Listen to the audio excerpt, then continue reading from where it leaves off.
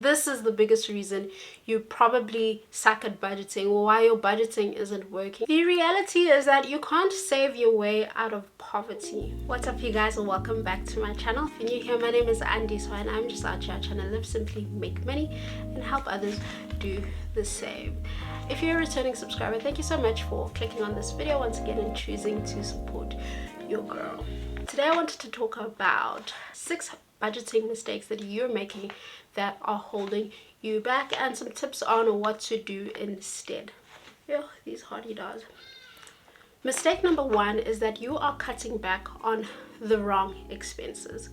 One of my biggest pet peeves are these financial experts that will tell you that if you cut back on spending 30 Rand on a cappuccino every day, you'll save 150 Rand a week, and that equates to maybe 500 Rand a month, and that's 5,000 Rand in a year. I hate this line of thinking because firstly, we need to live and work and breathe and keep going, and life is hard, and sometimes the only thing that can get you through the day is your cappuccino. I really think we shouldn't be denying ourselves joy if that joy is only going to cost us 30 Rand. But more importantly, it's not the small expenses that are going to make a difference to your finances, it's the big ones. Cutting back and saving 30 Rand from not buying a cappuccino is not going to make a difference in your life if you are driving a car that you can just only afford, or living in a flat or an apartment that costs 70% of your income, or maybe buying all your groceries at Woolies.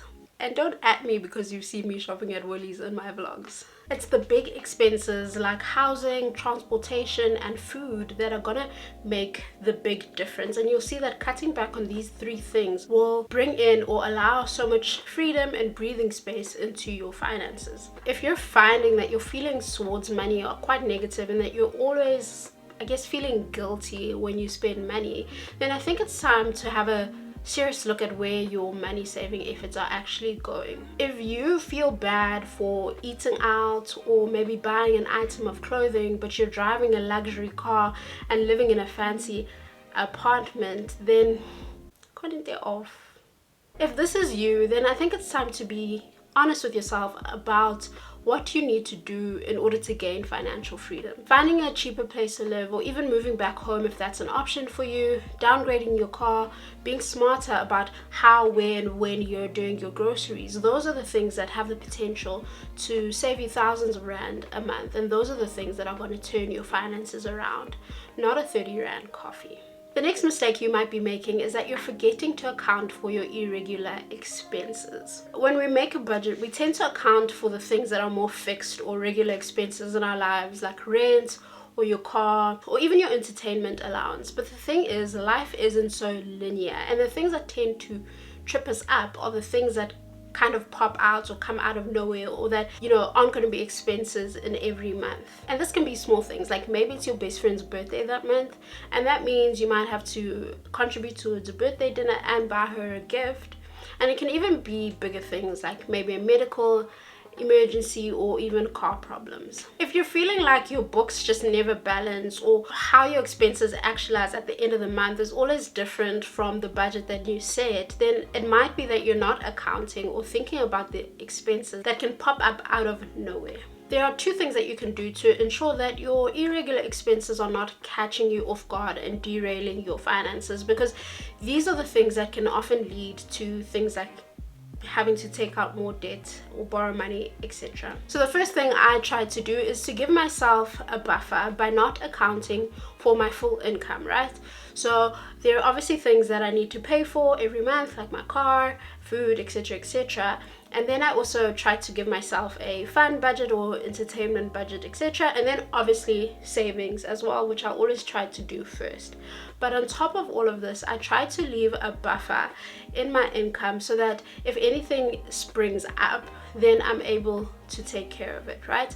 So it's a matter of just not spending or not allocating or accounting for your full income, and just leaving a little bit to take care of those small things that might come up, like having to buy someone a birthday gift, etc. For the bigger things that might pop up, like medical expenses or car issues, then I think it's really important to start saving or building towards an emergency savings fund. Like I said, it's these unexpected costs that often lead us to take out debt when we don't mean to or when we don't want to. For example, last month I switched my car insurance to Discovery Insurance, and they require that you get your tires tested when you take up the insurance, and most insurance companies don't do this. But for like months and months and months, my partner's been telling me that you need to change your tires, and I've been like, I don't think so, like it's fine, my tires are fine. And he's been like, you really need to change your tires, right?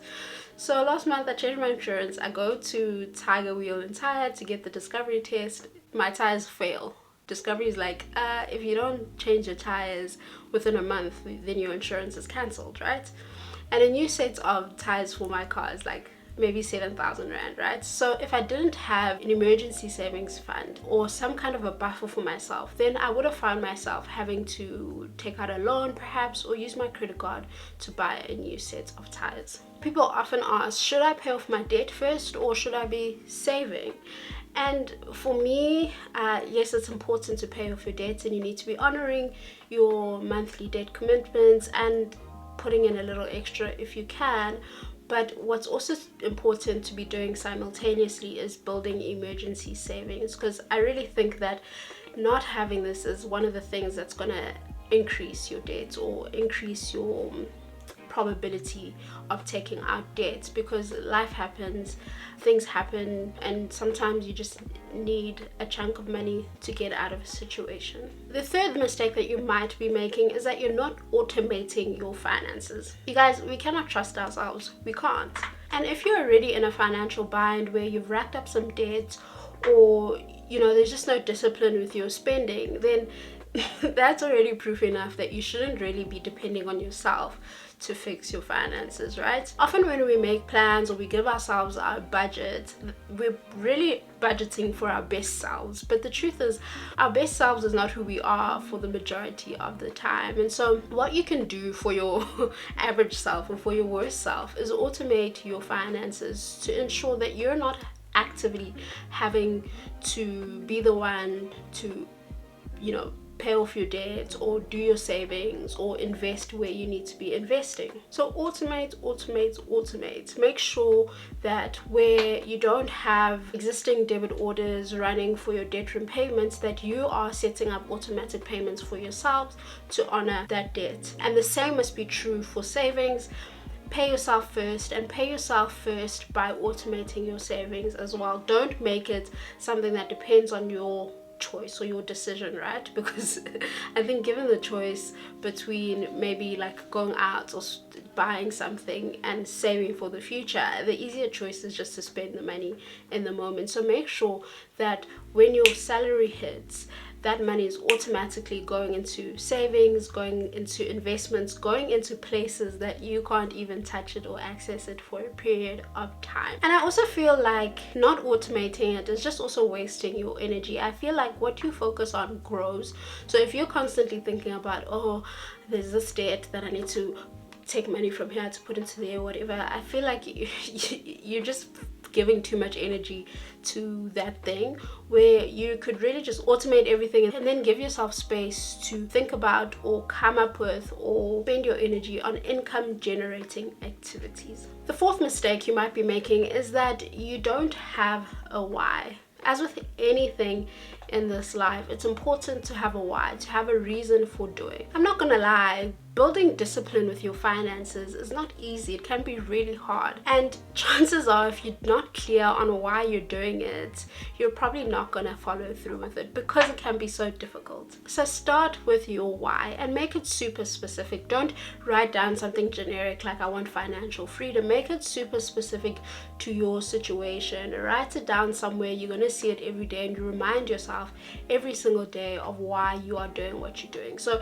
an example might be that you want to become debt free and to increase your cash wealth so that you can build a home for your children. That's a good reason why, and that's something that you can keep bringing yourself to every single day. And that leads me to the fifth mistake that you might be making, and that is that you're not spending intentionally. Spending money is not intrinsically bad, right? The only reason you're probably feeling guilty for spending money is that you're not spending with intention. You're kind of just spending very passively and with no direction. That's what leads to money guilt. So once you've decided on your why and gotten clear on that, then the next thing that you need to figure out is what is important to you. What is important that's going to keep you motivated, that's going to keep you moving forward in terms of your financial life. And then make a conscious decision that you're going to cut back on the things that aren't important so that you can spend on the things that are going to make a difference to you. A big reason that people fail at budgeting is that they don't make allowances for the things that they love or the things that are important to them. And so what ends up happening is that budgeting feels very restrictive and miserable, and you just end up giving up. So give yourself permission to spend. But the only trick is for this to work is that the scales need to balance, right? Spending intentionally means making a trade-off. It's about deciding that I'm not going to spend on something that's not so important to me so that I can spend on something that is. For example, for me, having good or new experiences with the people that I love is much more important than investing in fast fashion. So rather than buying clothes every month or every week like I used to in varsity, I am intentional about buying higher quality pieces that are gonna last me longer. And then from the money that I save from not investing in fast fashion, I can afford to take a few vacations every year, or fly to Joburg whenever I want to see my niece and my sister, or whatever the case may be. There's literally so many examples that I can give you from my own personal life of trade-offs that I've made where I've chosen to intentionally cut back on spending on one thing so that I can afford myself something else that is more important and that matters more to me. So figure out what that is for you. Maybe you are someone who really enjoys clothes and fashion, and so you can maybe decide to pull back on social spending or on alcohol so that you can spend more freer with your clothing and with your fashion and expressing yourself in that way. This is a really good way to get rid of money guilt, because rather than telling yourself that you're not going to buy clothes and then feeling bad when you do, you're just allowing yourself to indulge in something that matters for you while exercising discipline with something that doesn't matter so much. Like I've said before, I really think that a part of managing your finances or building financial wealth is also allowing yourself some of the things that are important to you. Often we make the mistake of just putting a blanket over everything and saying that I'm going to cut off everything, but that's not sustainable. You're much more likely to stick with a budget if you know that there are some treats here and there for you as well. And the last mistake that you're probably making is that you're focusing too much on cutting back expenses and not enough on generating more income. I've consumed a lot of content from financial experts over the years, be it through YouTube videos, podcasts, books, etc., etc. And I've definitely been able to learn a lot and also gather a lot of useful information. But I found that at some points, I think about a year or two ago, that some of this content began to feel very off to me. It wasn't aligning with the way that I view finances and money. And I realized that this was because a lot of financial experts tend to focus a lot on cutting back expenses, saving your money, investing. And those are all good things, right? You obviously should be saving, you obviously should be investing your money. But the truth is, those things can only get you so far. The reality is that you can't save your way out of poverty. Elon Musk didn't become the richest man on earth by saving, right? 20 years ago, his income or his net worth was like $35,000 and 20 years later today, he is worth, I think it's like $200 billion. So the fact is, even if he was saving 90% of the $35,000 that he was worth 20 years ago, there's no way that would have even gotten to $1 billion, right? Let alone $200 billion. So he grew his wealth by making more money, not just saving. There is so much value in saving and investing. Like I said, I truly believe in doing those things and the power that those things possess in, getting you to a place where you're financially free. But the truth is, for you to get to where you want to be, which I assume is exponentially bigger and higher and wealthier than you are now, the truth of the matter is you need to be generating wealth. You need to be growing your income. And for me, this is the most important part of financial literacy or financial education. I hate that we've gotten so occupied with saving and investing and telling people that they need to stop buying cappuccinos, when we should actually be teaching people how to make money. And for me, honestly, I can't stress this enough. This is the biggest reason you probably suck at budgeting, or why your budgeting isn't working, is because you're sitting there looking at these small expenses, trying to cut out the cappuccinos, trying to cut out the, I don't know, happy meals for your child, where you should be cutting back on the big three, automating your finances, figuring out what your why is, spending with more intention, and then putting all of your energy into wealth generating activities, into making more money. And making more money will look different depending on where you are in your life. If you're in a 9-to-5 and you have no intention of leaving, it might look like asking for a raise. It might also look like maybe starting a little side hustle that you do on the weekends or after work. If you already have a business, it might look like driving efficiency in your business. And sometimes this is a scary thing, I know, as an entrepreneur, is that what I found is that often to make more money, you need to spend a little bit of money. So finding an assistant is scary because you have to pay someone's salary, but it can drive efficiency and create more space for you to be doing the income generating activities in your business. I actually need to stop talking about this because it's something that I'm really passionate about. I get so irritated when people are like, you're just not saving. If you don't have financial, you're just not saving. We're like, the majority of this country is living off of money that's less than minimum wage. Where are people meant to save? Like, what we should be doing is creating more income generating opportunities for people, teaching people how to make money. That's a skill. And I feel like I've been lucky enough that I have been raised in a legacy of like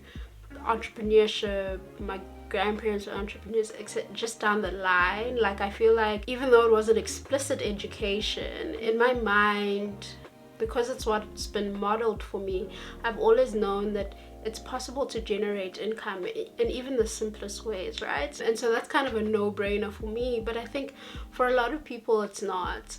For a lot of people, yeah, it doesn't seem possible that you can start a business or you can do something and that it can actually generate income for you. But honestly, it's as easy as buying and selling something for a profit, You just need to be equipped with the right information. So I can talk about this a little bit more in other videos. I'll maybe try to figure out how, but you guys can ask me more specific questions as well. But I really just passionate about this because I really think that wealth generation is where we should be focusing. Income generation, making more money. Yeah, I'm rambling. Comment below and let me know if you're making any of these mistakes or of any other mistakes that you realize you've been making in your budgeting efforts that are holding you back. Or just ask me anything in the comments below. Let me know if there's very specific principles around money management that you want me to talk about. In my very next video that will come on Thursday, I will be posting a video on how to budget, and I'll be sharing the template that I use, that I created for myself for my monthly budgeting. I'll be sharing that with you guys. I'll also put a link in that video where you guys can download that template and use it for yourself, so look out for that. If you liked this video, please do give me a thumbs up so I know that it is real. When you do like a video, YouTube will think that it's a good video and they'll show it to more people, which means more people can access this content and get the help that they need. It also helps my channel grow, so it's kind of a win-win situation, and it's absolutely free. Thank you so much for watching until the end. Keep well, and I will see you again soon in the next one. Peace.